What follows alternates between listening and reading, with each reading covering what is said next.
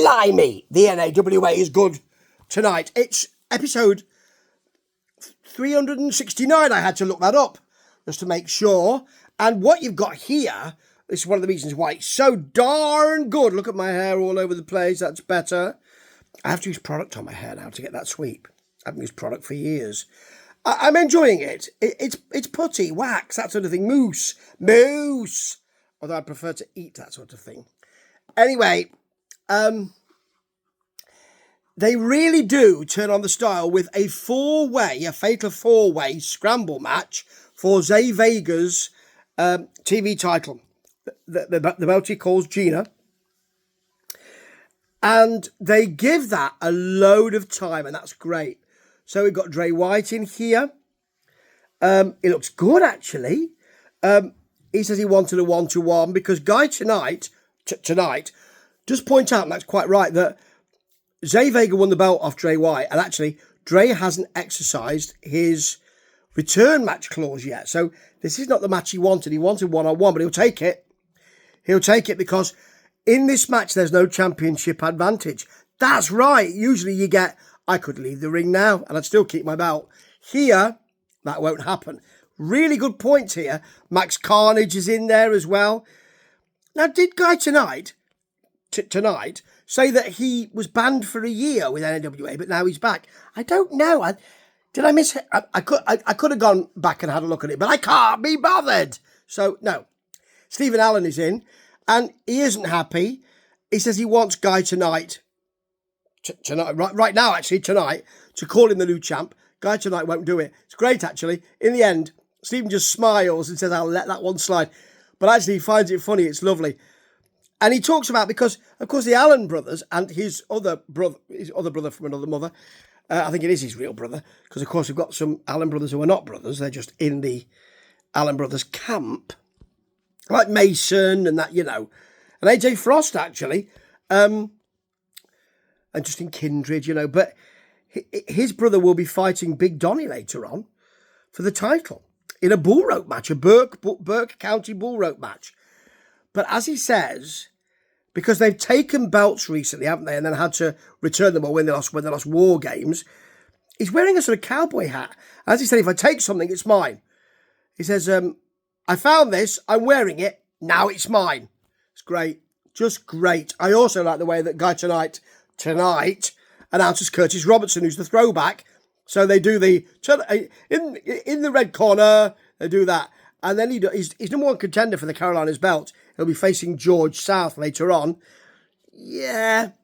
And as he says, Curtis Robertson, that's great. Nicely done. Right, the scramble match. So, we got Michael Elliott, by the way, and Curtis on there. Michael will be on his own when Curtis is in the ring, which is a great touch, actually. So you got Zay kissing his titles while looking over his shoulder to make sure no one's smacking him around a bit. Early on, Stephen Allen spits at Zay Vega and he's put down immediately.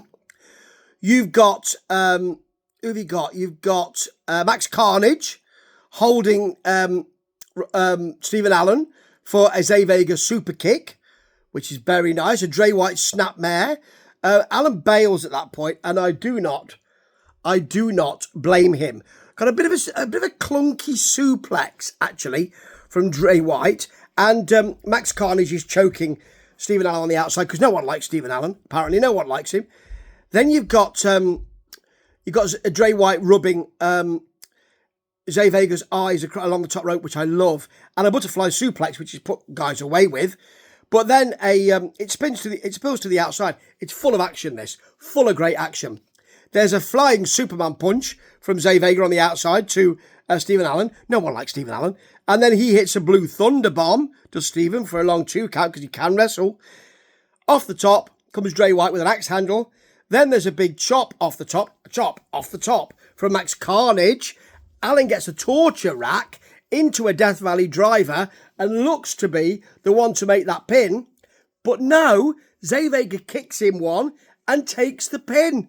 So Stephen Allen, who was the crafty one, who seemed to be the one who would cheat to win and all that, not that this is cheating, but would always find a way to win, has been beaten by Zay Vega, who holds on to Gina. Very nice. Right. Happy birthday for you.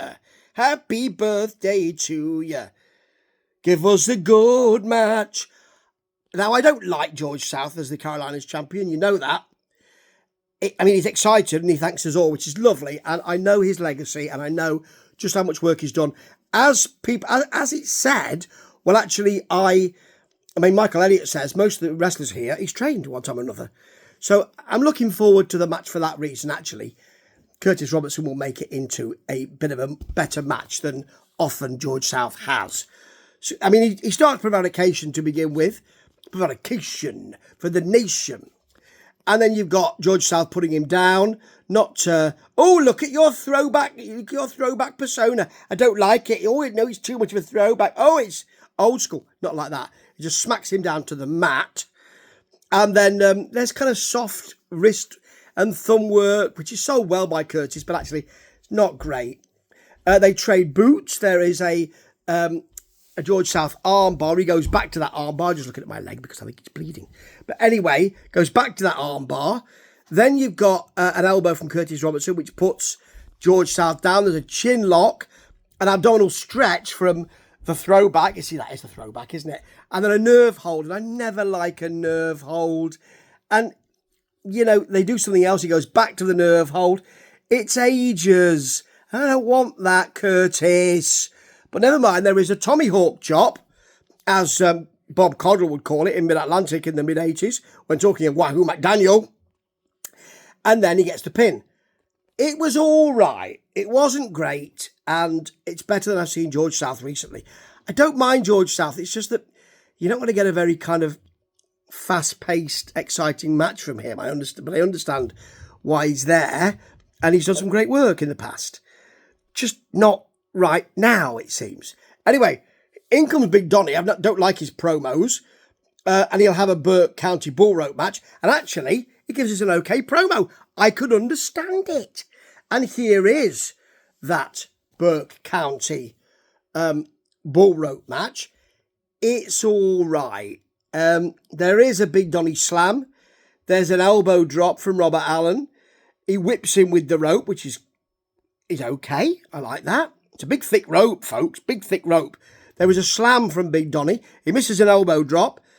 Then Robert Allen chokes him again with the rope. Steve Allen's then out with a chair, and he can do that because it's no DQ, folks. Then Robert Allen power bombs his brother, Steve, onto Big Donny, who kicks out. Donny hits a power bomb onto the steel chair. Robert Allen kicks out. He then hits a drop kick, does Robert Allen. And then there are some arm drags. And if I remember rightly, he chokes him with the bull rope, does Donny. And they do the 3 arm drop thing. And Robert Allen's out. And then Donny won't break it. Not because he's being naughty. I don't think he realises what's happened. And referee John Harkey has to tell him to stop. He's tapped. He's tapped, mate. He's out. Stop. And that's it. He keeps his belt. And that's 50 minutes, this episode, folks. It was 3 good matches, actually. 3 out of 3 ain't bad. Well, it's good. 3 out of 3. And AWA on a bit of a tear. Finally, after watching it for all those weeks. And I'm very glad that I was there to see it. Ta-ta.